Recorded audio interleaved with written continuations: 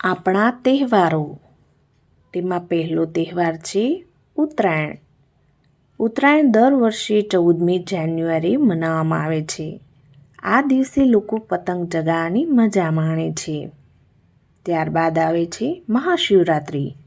ભગવાન શિવની આરાધના કરવાનો દિવસ એટલે મહાશિવરાત્રિ.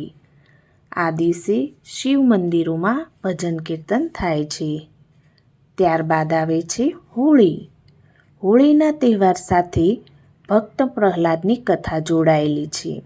હોળીના બીજા દિવસે ધૂળેટી હોય છે. તે રંગોનો તહેવાર કહેવાય છે. ત્યારબાદ આવે છે રામનવમી. રામનવમી એટલે કે ભગવાન શ્રી રામનો જન્મદિવસ. શ્રી રામના મંદિરોમાં આ દિવસે ભજન કીર્તન થાય છે. ત્યારબાદ આવે છે જન્માષ્ટમી. ભગવાન શ્રી કૃષ્ણનો જન્મ એટલે કે જન્માષ્ટમી.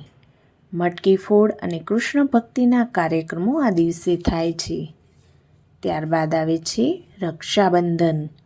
ભાઈ બહેનના પવિત્ર સ્નેહનો તહેવાર એટલે કે રક્ષાબંધન.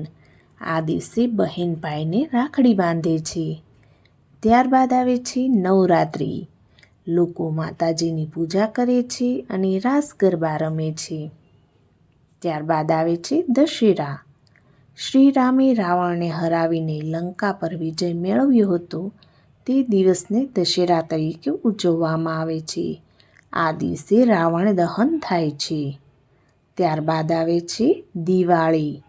દિવાળી હિન્દુ ધર્મનો સૌથી મોટો તહેવાર છે. આ દિવસે લોકો ફટાકડા ફોડે છે અને નવા કપડાં પહેરે છે અને મીઠાઈઓ ખાય છે.